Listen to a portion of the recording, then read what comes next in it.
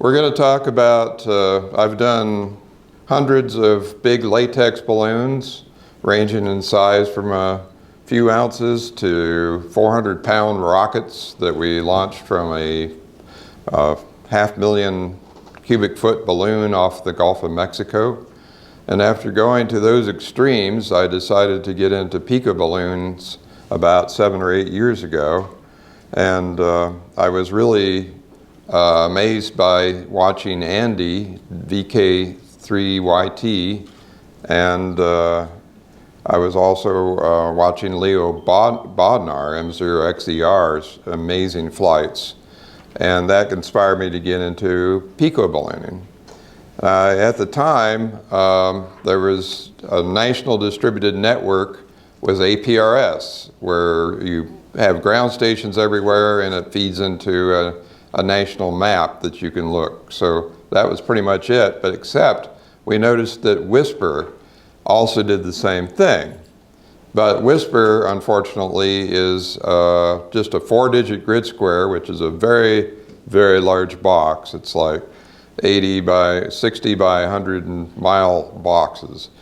So we figured out to add a telemetry frame that added the 5th and 6th grid square, so now it's a 3 by 5 box, and also gives you solar panel voltage and altitude and GPS status. So there's 2 transmissions typically sent, a call sign, and I encode altitude in the power field instead of the actual power on Whisper. So that's how we do it in Whisper. So I'll show you some of the latest ones that are out there, and I'm going to be passing around some of the equipment. This is the Traquito.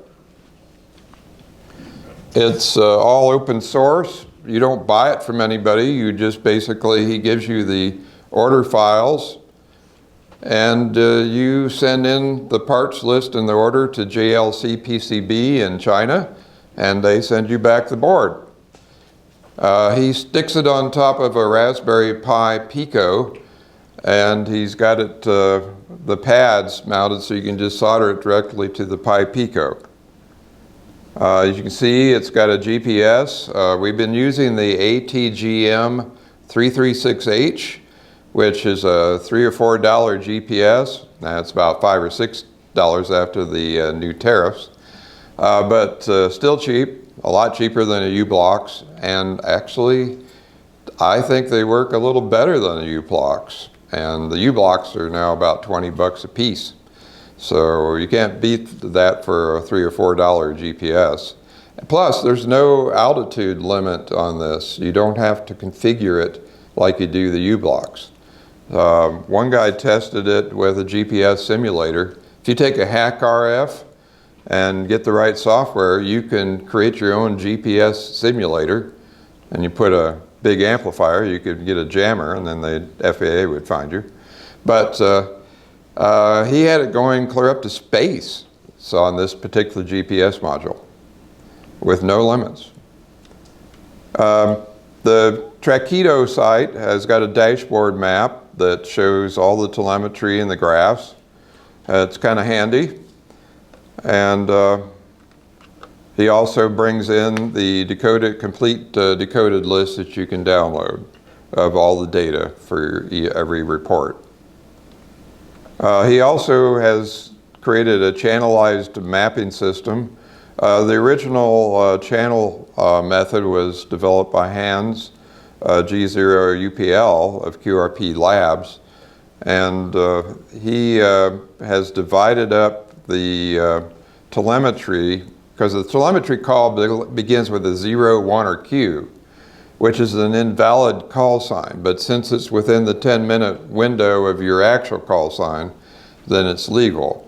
It's just extended telemetry. So he has divided all the 0, 1s, and Qs up on this map, and divided the frequency, the 200 hertz bandwidth in the Whisper segment, up into 40 hertz segments, leaving a 40 hertz segment in the middle, which is where I put my sky trackers, so I don't interfere with any of these channels when they're running the U4B from QRP Labs, or the Tracheto. Now this is the U4B. QRP Labs sells this. It's programmable in BASIC, so you have to learn your old BASIC skills. How many of you know how to program in BASIC? Yeah, very good. Anybody over the age of what, 40? So there's a very you can do actually quite a little bit in the BASIC programming and create a little CW message, set up your the timing and the call signs. So it's a kind of a neat little system, and it's a very tiny board. And he's got his own tracking map on his site. Right now it's only set up for 20-meter whisper, but it also has a really cool addition of setting up what he calls a glyph in the waterfall display. So you're watching it on your waterfall display, you actually see a little balloon symbol with the flight number, and you can set that up with a little basic program on that particular chip, on that board, on the U4B. This is the Zactec. This is his latest one. I have an earlier Zactec. And he doesn't do a second frame right now. He just sends an extended whisper sequence that has 4-character grid square, 6-character grid square. He uses the PowerFilm solar panels, and he's got a way of mounting them securely to his board. They all use the similar GPSs, although the U4B uses, I think, a SIM28. But here's the Zactec, an earlier version of the Zactec.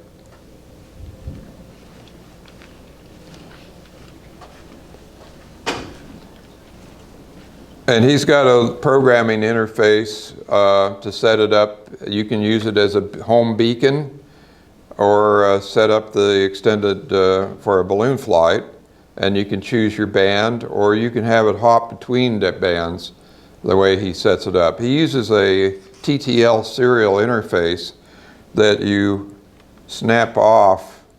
You see on the right, you can snap off the programming header once you're done, because that saves you a little weight. But you have to buy a little $5 TTL serial adapter to hook into this.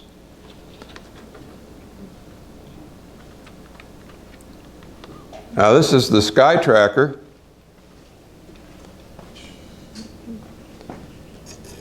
This is my latest Sky Tracker 2 board, and I can set that up on any HF band. And I like the PowerFilm solar panels you'll see in that image there, basically because when you launch these, particularly you're doing a school event, what happens to the solar panels when you've got a crowd of students? They like to touch them. And if you're using those monocrystalline cells that are high efficiency, you can't afford the weight to securely back them and make them brittle proof. And they are about the strength of grains of sand. They'll break just by looking at them. And so if you get a bunch of students to play with them, they're going to just crumble all the solar cells. Now these PowerFilm solar panels are extremely robust. We banged them into the ground, drug them across the ground. Kids play with them when we're showing them in a classroom. And we've actually bounced them off people's heads and power lines and poles. Or they are very rugged. They're very high voltage. They're typically around 3.6 to 5 volts. So you only need one panel. You don't need a whole series like you do on the half-volt monocrystalline cells.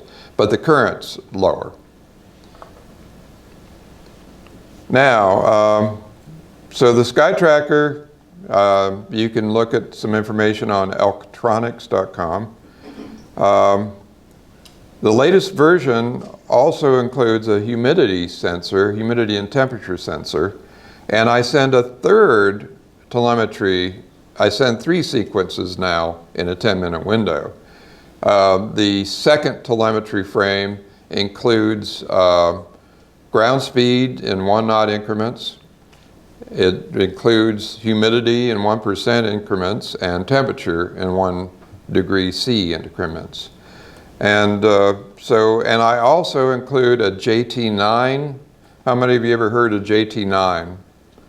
It's like GT65, only it's 8 or 9 tones. It's very, very weak signal. It's almost as good as whisper. However, there's no distributed network of ground stations to pick it up. But I send this just to warm up the transmitter before I go into the whisper, because particularly in the higher bands like 10 meters, you can get a lot of drift. And so if you warm it up a little bit, and JT9 is a 49-second transmission, so I just turn it on 1 minute before my whisper sequences, and it gives me an additional set of data.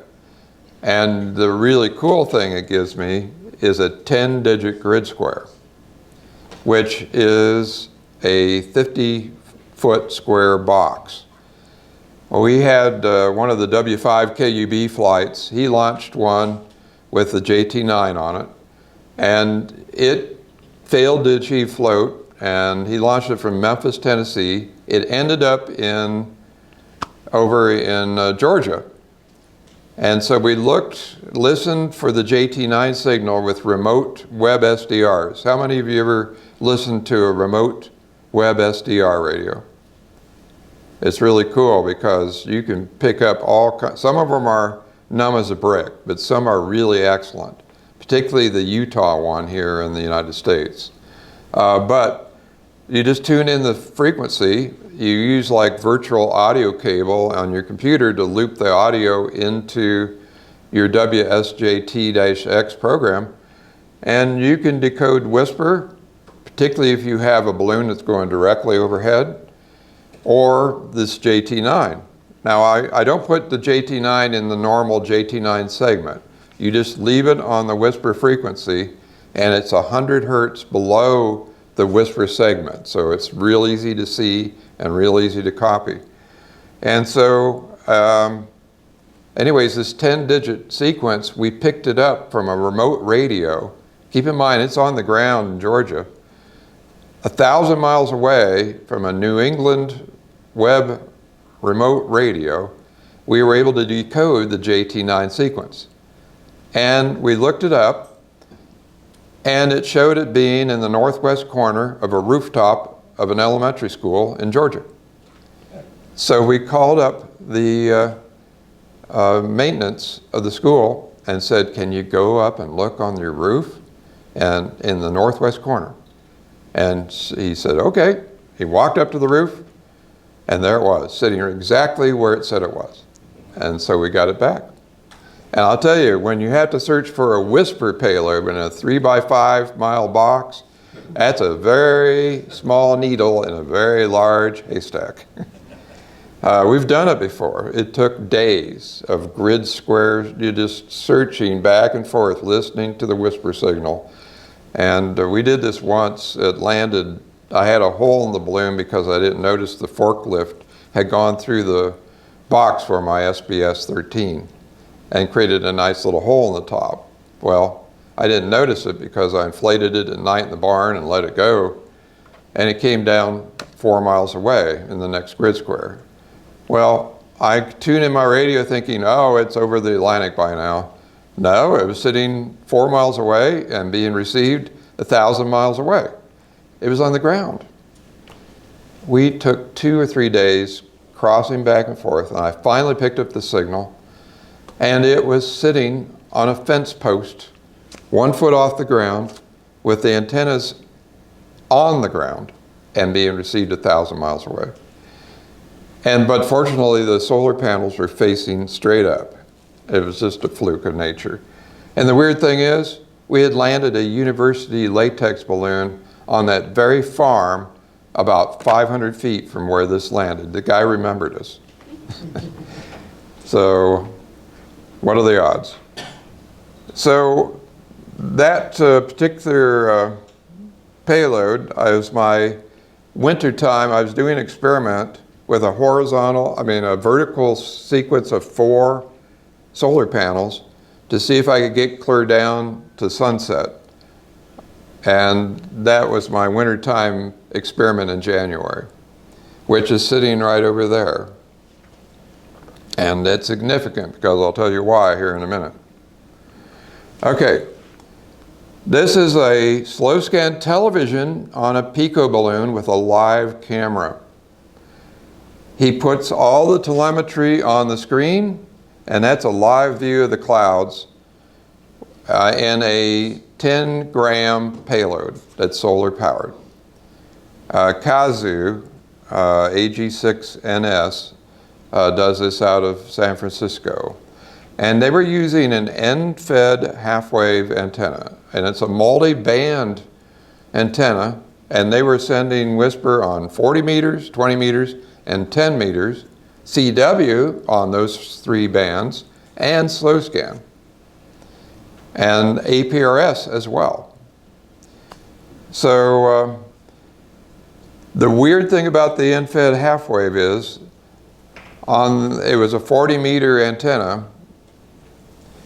When you got up to 10 meters, it was highly directional straight down.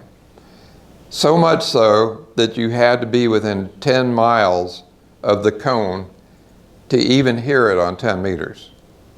I picked this up on a remote web. I was searching for it for weeks.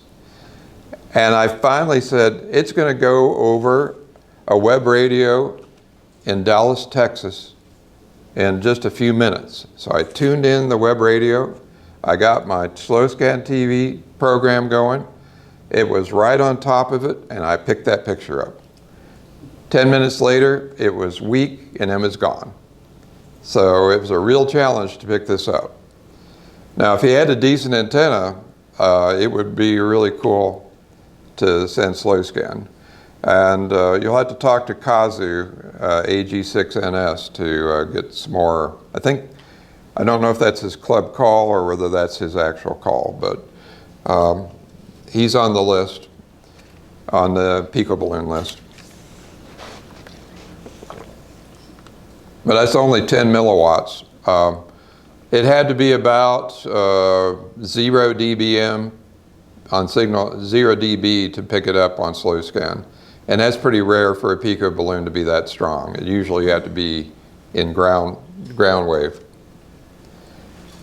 Latest one is, this is the Pico from the South Texas Balloon Group. And one of the fellows, DL7AD, also lives in Germany, came up with this payload, and it sends down slow scan digital video format, which is very popular by the UK High Altitude Society. And it sends down a series of APRS packets with the image encoded in those packets. And if you pick them all up, you get a perfect picture. And just recently, he sent a picture of Denver International Airport on the list. It was missing a few frames, but we geolocated it, and it was right on top of DIA. About Denver, yeah. And this weighs about 10 grams. And I picked this one up before too. If you just look on APRS-FI, you'll see the packets from this one. It's DL7AD-13 on APRS-FI. Now, getting ready to launch one of these, I found a solar panel testing. How often, if you had a beautiful sunny day out when you want to test solar panels, how often does that occur? Usually when I go out to do that, a thunderstorm is going on, a snowstorm, a dust storm, you name it. And where I come from, if you don't like the weather, you wait a minute, it'll get worse.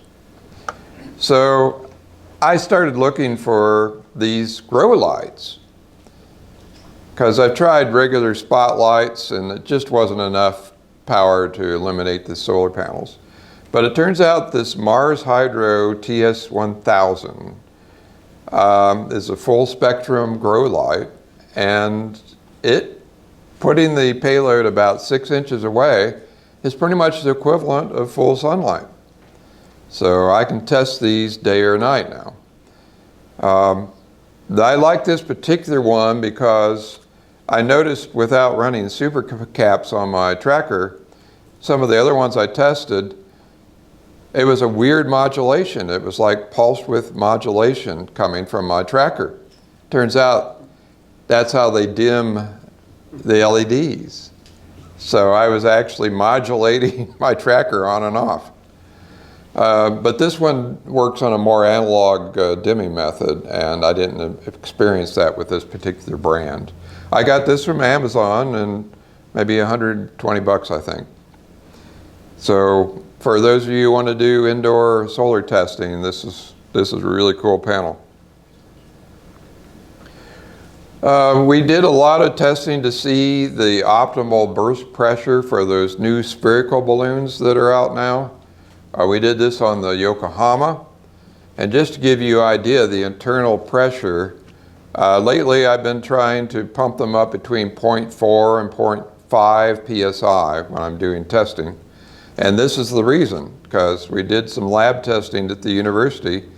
Todd McKinney and some students there plotted these graphs to see where the optimal pressure is for a super pressure Pico balloon. And it's between 0.2 to 0.5 psi is what you want to see inside your balloon during a flight. If you go beyond either limit, if you go above it, you're really pushing the limit for at bursting instead of floating. If you go below it, it won't have enough internal pressure to float at night. It'll be okay during the day, but then it'll come down at night.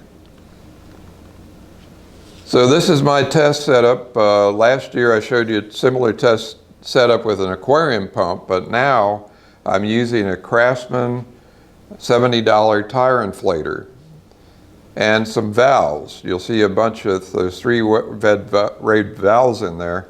I can adjust the amount of pressure going into the balloon. The aquarium pump is somewhere around 0.08 to 0.1 psi, which wasn't quite enough when you got to the end of the balloon pressure curve. Just couldn't hack it to fill it on up. This gives you the option of cranking that up a little bit when you get up towards the end by closing that valve a little bit and putting more pressure in the balloon. I typically inflate these at about 0.2 psi positive pressure. It takes about an hour to inflate them.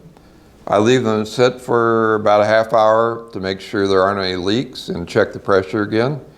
And then the really cool feature on this Craftsman, it's got a vacuum port.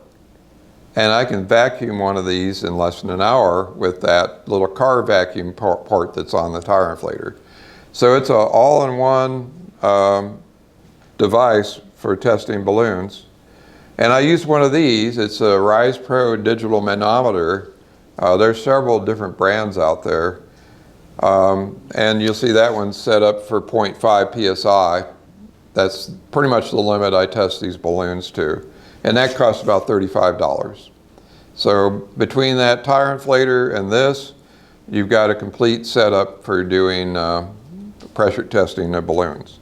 And you really ought to pressure test just about any balloon you send up like this, just because it's better to stretch them at room temperature than when it's minus 40 degrees or more at altitude.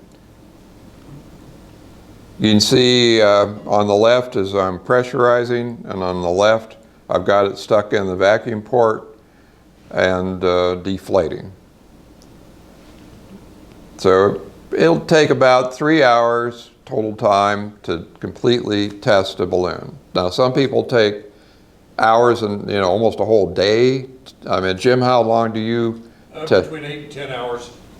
So you are very conservative. I go very slow, but I take them up and down. If I go up to 3, then I take it down to 2, and then back up to 3, and then 4, and then back down to 0.3, yeah. Right, yeah. And that's with the SBS 13 you've been testing. And Yokohama's. Oh, yeah? Yeah. What's the maximum pressure you test to? 0.5. Okay. So you go up and down to 0.3 to 0.2 for a couple of cycles, and then you ramp up to the final. Yep. And people say you should use high humidity. That it's hard to get 70% humidity except for this time of year. And during the winter, it's almost impossible. So I haven't seen a lot of issues with low humidity. I've inflated them at 30% humidity and with no problems. Now, don't get the balloon time tanks from Walmart or Dollar General. They're now selling you 20% air. They're 80%, and I don't even know if they're that much. Because if you use that tank, you're going to fly thousands of feet lower, many thousands of feet lower. And they just won't work too well. They're about $50 or more. They've really raised the price. So they've given you air, and they've increased the price on top of it. They're using the candy bar marketing scheme, where they give you less for more. So they did this with marshmallows. How many of you remember campfire marshmallows? Way, way long ago, they came in a little box, and you could put them on a campfire, and they turn a golden brown. Then they came out with jet puffed marshmallows. It was a way of selling you air. And you put one of those on a campfire, they go, whoosh, and they just burn right up. So it's the same kind of thing. This is what I now use. It's from Amazon. It looks identical to the balloon time tanks from Walmart. It's got the little rubber hose. I found these really cool adapters that brings it down to a little tip for a hose that fits right over the rubber thing. I got those on Amazon, but you could 3D print one of these too. The secret is it's called Party Factory. And get the one that says filled in Germany, because these are 97% pure.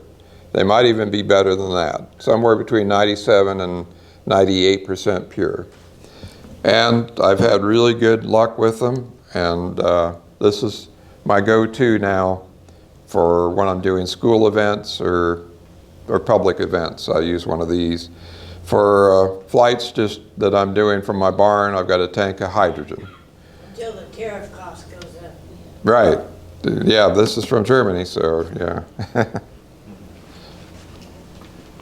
But if you go to Amazon, it's about $59. You get 14.1 cubic foot of helium. It takes about 2.5 cubic foot per balloon. So you'll get probably 4 flights off of it, maybe more, maybe 5. I also have bought one of those from my local welding supply house. I have a 40 cubic foot and a 20 cubic foot. The 20 is extremely lightweight. You can carry it in one hand.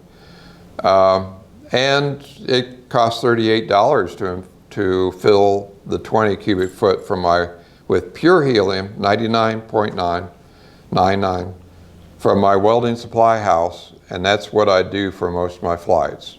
But I usually carry one of these as a backup in case I run out with those. But, and I get hydrogen from my welding supply company. A lot of people have been having trouble going to like the big name gas companies like Airgas. If you don't have an account with them or affiliated with the university, they will, some people go and try and get hydrogen and they're having trouble getting it. They won't sell it to you. So if you tell them it's for research, and you'll have your best bet is to go to a mom and pop welding shop to get it from them instead of the Airgas people, if you run into that issue. They told us that we are the only customer that buys hydrogen, nobody else. And hydrogen's cheap. You can get a big tank for, what's a big tank cost for you?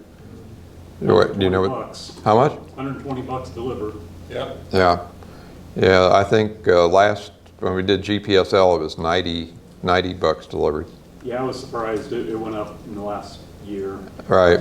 That's still a heck of a lot cheaper than a big tank of helium. Well, I think it's like $300-400. You wouldn't quote me. Yeah, it's like they can't even get it that quantity. So this is the kind of equipment you're going to need for inflation. I like this particular scale. It's the Weighgram 220.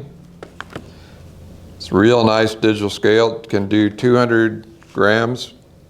It's got a nice display, and this particular one is rechargeable. And what I do is I put a hook weight. This is a 50-gram weight with a hook. I get this from an educational supply company. And you just put that on there, you tear it, and now it's reading 0. So when you lift a balloon from it, you're reading a negative lift is the actual lift on the neck of the balloon. Now, the reason that's important, if you just put taped a paper clip to that, now you're going negative beyond what the scale is designed for, and it may not be very accurate. So you're already starting from the mid-range of the scale, and so it's going to be very accurate that way. So that's the importance of the hook weight. And you just punch a little hole in the neck of the balloon, and that's where you're going to tie the string to anyways. And so it makes it very convenient to quickly stick it on this weight and put it on your scale. Just remember to tear it to 0 first to give you the accurate weight. Now, to bring it down to, there's a couple ways you can do it depending on your connection.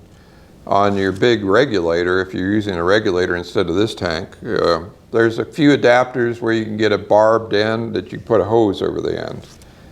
And I made up a quick release for mine because I have a quick release, one of those pressure hoses that they use for air blasting.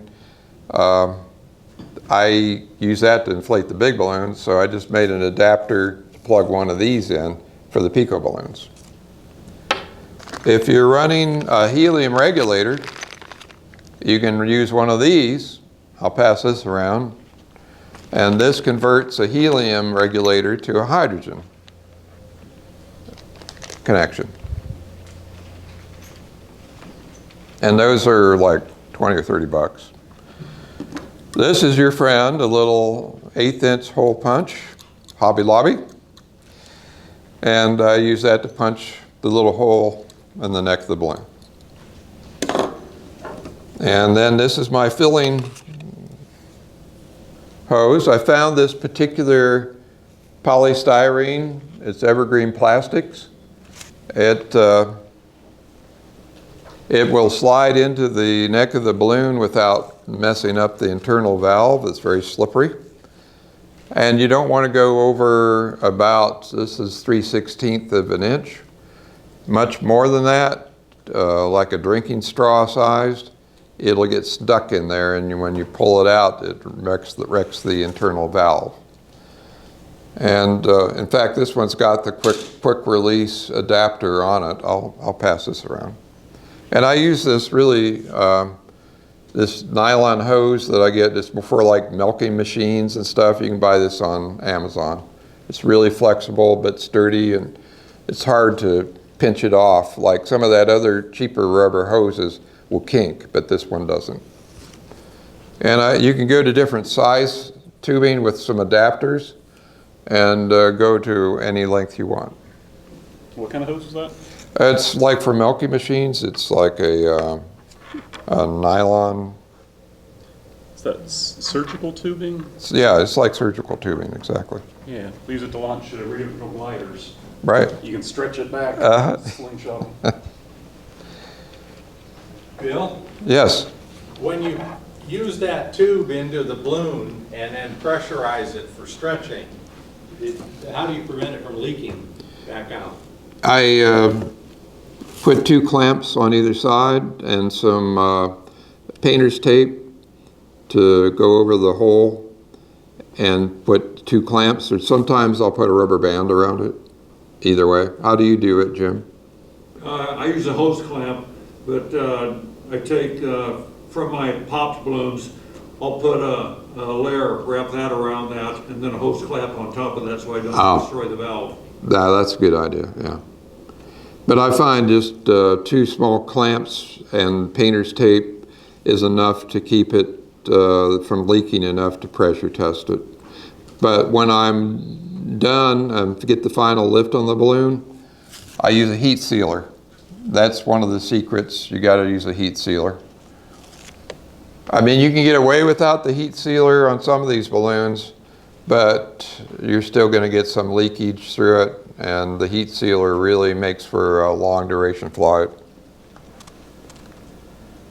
There's the links to the, it's called Latex to Mylar Foil Balloon Inflator Adapter on Amazon. And there's the evergreen plastic 3/16 inch tubing that I use. Actually, I've been using for some of these newer balloons, I've been even using the 225, which is a little less diameter. So we talked about Whisper. How do you get Whisper to APRS-FI and the tracking websites in SonTub? And that's using a Python program that grabs the data and converts it to APRS and plots, and then sends it directly to the APRS server. There's what WhisperNet looks like for those of you who have never seen Whisper. This is the Python program operating, and it shows up just like a regular APRS balloon, only it's a Whisper balloon. That's how you get the data from a Whisper balloon to the tracking maps, the balloon tracking maps. And of course, amateur.sontub.org is where the primary site for all amateur radio high altitude balloons that are flying, both Picos and latex balloons. But the majority of them are probably, particularly the ones over the ocean, I would say those are long duration Pico balloons.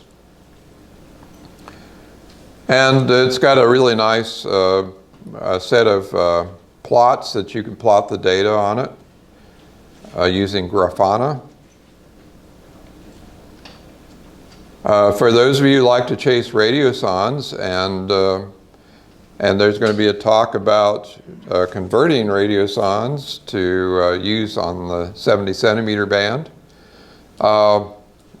Here's where to get your free trackers. You go to this site, it'll actually predict where they're going to land. And there's enough ground stations out there now running usually on a Raspberry Pi. And what was the name of it, Andrew? The Radioson Auto RX. Radioson Auto RX. You run that on a Raspberry Pi with an SDR RTL dongle, and you've got a Radioson tracking station. And you can go out and find your own. And Andrew's going to have a talk about converting them. Just to give you an idea of the size difference between a small super pressure balloon and a small weather balloon. And of course, with the weather balloon, it's an up and down flight. It goes up, bursts, parachute comes out, hopefully, and it lands. With the super pressure balloon, it goes up, hits super pressure, and levels off for hours, days, weeks, and sometimes years at 40,000 to 50,000 feet typically. This is the Hamvention balloon race. We've been launching these Pico balloons for the last 6 years at the Dayton Hamvention, every Hamvention. I've been doing a balloon from the Hamvention for 20 plus years. And we did one, it was a latex balloon launched from Haro Arena, and it had a slow scan TV transmitter on it. We got some beautiful images of the arena that they actually used on their website. When it landed at a ham's house who was attending Hamvention in his yard. So this is W8BI-11 and -12 using a Yokohama balloon and an Orbs balloon. And this is a good day on Dayton, which is a rare thing. 9, 8, 7, 6, 5, 4, 3, 2, 1, liftoff. We hit a couple people, but There they go. they almost tangled into each other. 0.5 and one's got 7.2. They don't ram into each other. Now, one of them made it to Israel, went right across the war zone, across Gaza, and was never heard again. I'm not sure what happened to that, but I can guess. I think we gave the Israeli Air Force some target practice with that one. The other one, the girl launched, went around the world almost 2 times. It hit a storm over Iowa. It's somewhere in Iowa. It came within 250 miles of achieving its second lap around the world. So maybe sometime a farmer in Iowa will find it. This is what we did this year in a 15 to 20 knot wind, which is way above what I would recommend for Pico balloons. I typically say try and keep it between 5 and 10 and make sure you're a long ways away from any obstacles. Of course, the food court at the Dayton Hamvention, how many of you have been to the Dayton Hamvention? So you know there's flagpoles, there's people eating at the picnic, a lot of people milling about, and a bunch of vendors, food trucks. So we've got Ken KD8 PZU on the left, and we've got Jim Langford showing his Edge of Space Science launching skills on the right.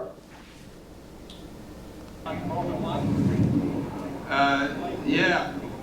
5, 4, 3, 2, 1. Now bounced across the ground. I didn't know Jim could run that fast. But look at the flags.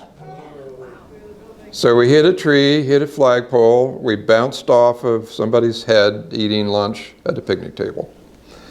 And one of them, Jim's, is it came down in Pennsylvania, and it's still transmitting from a mountaintop a month later. There's a fellow in Erie, Pennsylvania, who has done a lot of latex balloons, and he's planning to do a little expedition to go rescue it. But it's sitting right near a road on a mountaintop, and it's been hitting a digipeater on the next mountain over just about every day for a whole month. So I created a little remote sensor in Pennsylvania. This is one way to get to those really tough places and set up digipeaters. And this is the flight we did on Sunday when the winds were not 15 to 25 knots. This was about 10 knots. And this fellow is a ham. He was at the ARRL Youth Rally, and that's W1AW-11, and it made it to Japan.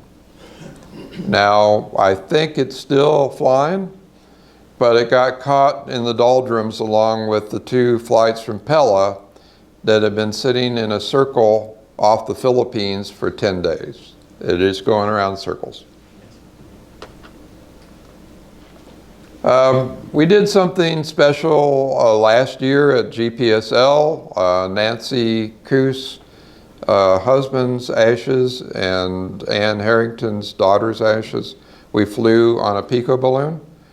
And so we had a friend, Greg, who has been to GPSL before, KF4ZTI from Tennessee. He's been trying to send a Pico balloon around the world for years, and he's dropped a lot in the Atlantic Ocean. So, but sadly, he passed away before he could achieve his goal. So we decided to fly 0.35 grams of his ashes in a little baggie and brought his wife and family and grandkids down to our farm and let it go. And it went around the world twice, and it's on its third lap, but it stayed aloft for 34 days.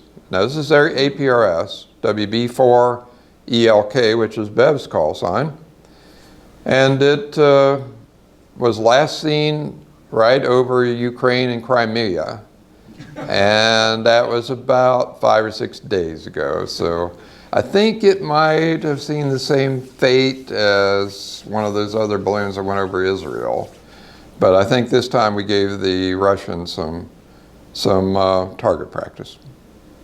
But at least he made it around the world, over 2 times.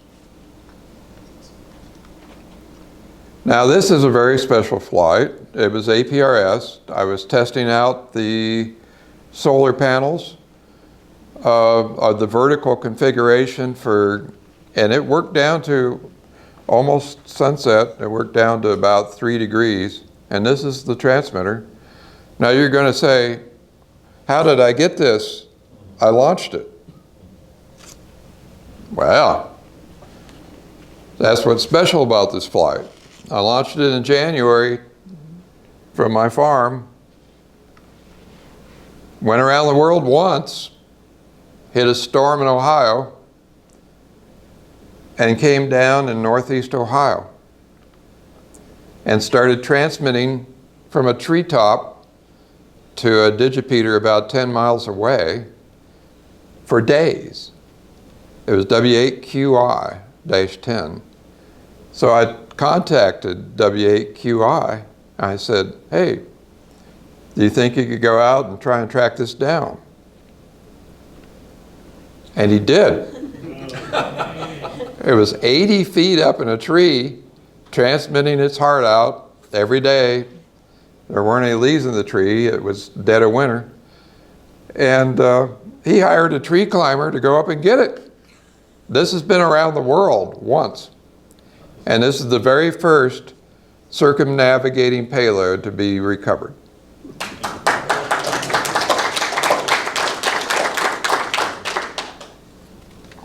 And there they are.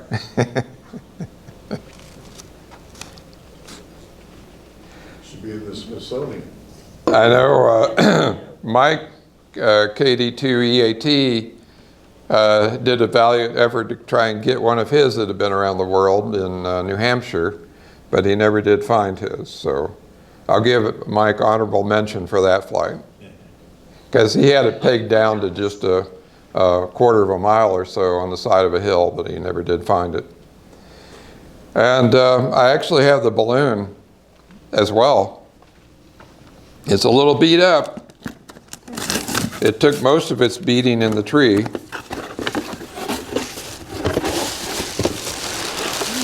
But this is the actual balloon that went around the world. I believe it probably could be inflated. There was still a little bit of gas in it. I don't even know where the leak is, but we'll have to try inflating that and see where the leak is. But it's kind of neat is that the silver foil is kind of mottled and you can actually see through it now. So I'll leave this up for people to look at.